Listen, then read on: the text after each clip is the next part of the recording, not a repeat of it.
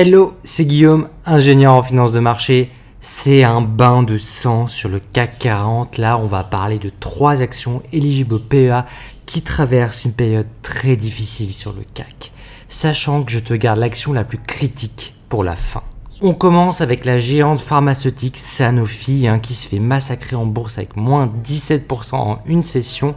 Elle passe d'une centaine d'euros l'action à 81 € et quelques centimes. D'un côté, le top management de Sanofi délivre quand même des bénéfices nets en croissance à 12%, tirés par ses produits pharmaceutiques Dupixent et Altuvio, avec Dupixent en tête bien sûr, qui affiche une croissance de plus 32% de ses ventes. Ça, c'est quand même impressionnant. Et ça compense même l'impact de la compétition aux US sur son produit Aubagio. Alors qu'est-ce qui a bien pu causer ce massacre? On y arrive, le facteur décisif qui a saigné Sanofi, on peut le dire, dans sa dernière publication, c'est bien sûr l'abandon de leur objectif de marge à 32% pour 2025. Alors bien que la direction, elle ait présenté un plan ambitieux appelé Play to Win, de nombreux investisseurs anticipent maintenant des résultats moins bons à venir, horizon 2025 pour Sanofi, suite à, il faut le dire, ce désaveu sur sa capacité à générer des marges plus élevées, et donc qui laisse présager d'une perte future anticipée de rentabilité pour Sanofi. Et en ce moment, les marchés sont assez sensibles, ils ont sanctionné lourdement un bon nombre d'investisseurs donc ont vendu sévèrement le titre, jusqu'à atteindre quand même les presque moins 20% en séance, suite à l'annonce de la direction de Sanofi. Et alors, faut quand même ajouter que Sanofi nous fait des annonces stratégiques qui vont dans le bon sens, parce qu'elle compte sortir des médicaments grand public, tels que le fameux Doliprane. Alors cette division, elle représente certes 10% de l'activité de Sanofi, mais c'est aussi la moins rentable.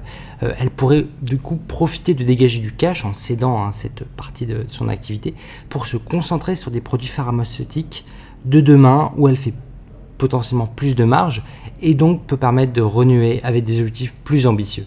En termes d'investissement, ici, l'action Sanofi arrive sous mon prix d'entrée de 85 € à 81 € du coup, et que je t'avais partagé d'ailleurs il y a quelques mois en vidéo. Donc oui, moi aujourd'hui, je pense que Sanofi peut être à nouveau étudié sur le moyen terme. Donc voilà, Sanofi, c'est un géant de l'industrie pharmaceutique.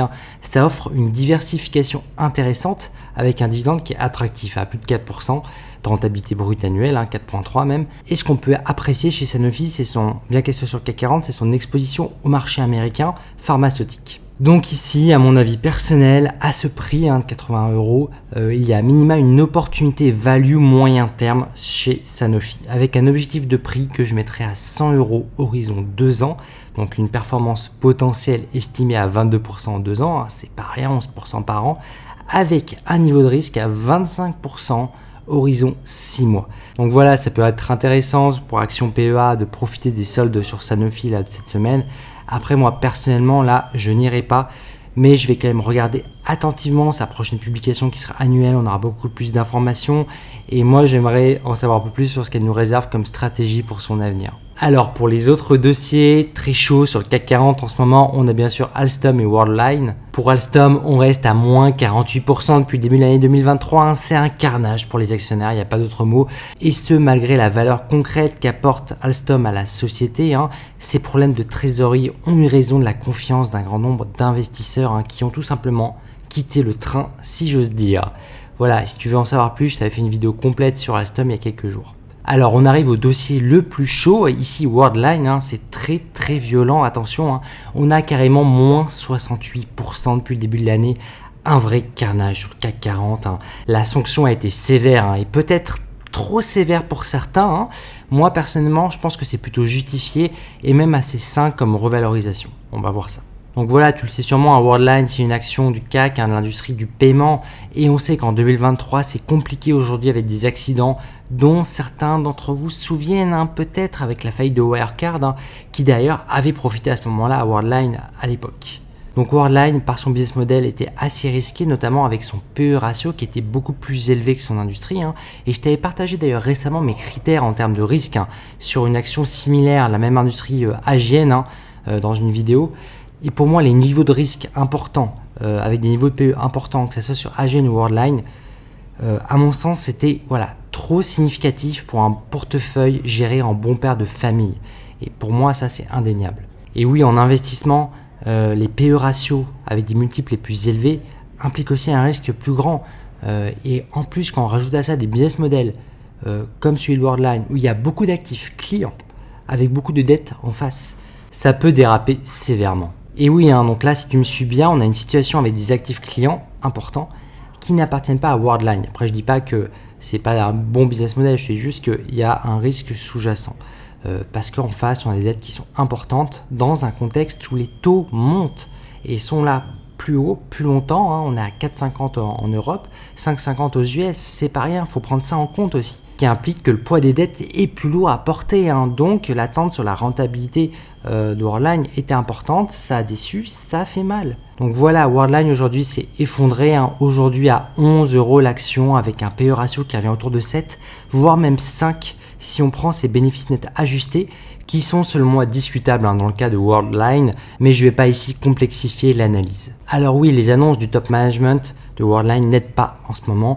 Donc on a aussi des problèmes spécifiques, pas qu'au niveau de l'industrie, mais spécifiquement à l'action, notamment sur la due diligence de l'acquisition d'Ingeneco.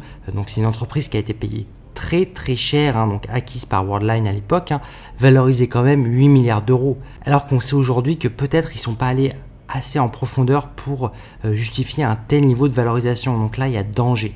Et d'autant plus parce que ces 8 milliards étaient censés pricer, si tu veux, estimer une rentabilité future après avoir acquis cette entreprise. Mais aujourd'hui, Worldline, elle pèse que 3 milliards. C'est-à-dire qu'on price beaucoup moins sur Worldline aujourd'hui, tout le groupe complet, que sur sa dernière acquisition. Donc là, ça illustre un risque important pour l'entreprise qui pèse aujourd'hui que 3 milliards sur les marchés. Donc voilà, tu comprends bien que quand on ajoute au risque au niveau industrie des risques spécifiques sur Worldline, tu comprends bien pourquoi de nombreux investisseurs quittent le navire. Et sur cette news, en anticipation aussi, parce que c'est inquiétant. Donc là maintenant, si toi tu es investi sur Worldline, là je pense qu'il y a des leçons à tirer. Et dans toute situation, dans tous les domaines de vie, quand il y a des problèmes et qu'il y a des échecs, il vaut mieux en tirer un constat et voir qu'est-ce que tu peux en retirer comme expérience, comme leçon pour avancer et pas refaire les mêmes erreurs. Donc là, on va essayer de voir ça comme une leçon. Et moi, la leçon que je vois là à retenir, c'est que quand on paye une action avec un niveau de valorisation, donc un niveau de PE ratio, quand on divise sur ses bénéfices nets, qui se compte dans des multiples qui sont beaucoup plus importants, donc plus du double que son industrie. Parce que ça se compare par rapport à un référentiel. Aujourd'hui, il faut savoir que ça implique aussi des risques élevés. Et il faut aller voir des niveaux de risque. Tout ça, ça s'apprend. Alors qu'on soit bien d'accord, la situation qu'on a précisément sur Worldline, elle n'était pas facilement anticipable. C'est un problème de due diligence a posteriori sur Ingeneco. C'était pas prévisible. Mais par contre, moi ce que je dis, c'est que quand tu as des PE ratios qui sont plus élevés, faut t'attendre à que lorsque ça déçoit, que ça renormalise, ça fait mal, notamment quand tu as un risque anticipé à 45%, voire 50% sur un titre. Voilà, il faut savoir que il y a des indices, il y a des indications, on peut estimer le risque, ça se mesure. Sur ma chaîne, tu vois bien, on n'est pas là qu'à parler de rentabilité future espérée. Et à chaque fois, je te donne ma niveau de valorisation du risque parce que c'est super important. Parfois, c'est même plus important que la rentabilité que tu peux en tirer. Donc voilà, moi là, je préfère avoir une approche pragmatique avec une stratégie d'investissement que je calibre en termes de rendement estimé sur risque attendu. Et personnellement, je ne rentre pas sur des titres, sur des actions qui présentent des risques supérieurs à ce que je peux encaisser. Voilà, prochainement, j'en parlerai en live et en présentant des portefeuilles type d'investisseurs bon père de famille, par exemple, lors de mon prochain live privé du dimanche 5 novembre. Donc n'hésite pas à rejoindre la formation si jamais tu n'y es pas encore. Tu trouveras plus d'informations là-dessus sur guistorm.com. Maintenant, je te propose de découvrir mon outil en ligne gratuit pour simuler les frais et les spreads sur actions chez différents courtiers, autant que sur PEA que sur CTO. Profites-en parce que je suis un des rares youtubeurs, tu le sais, à ne pas être affilié avec des courtiers ou des banques et donc à garder ma totale indépendance.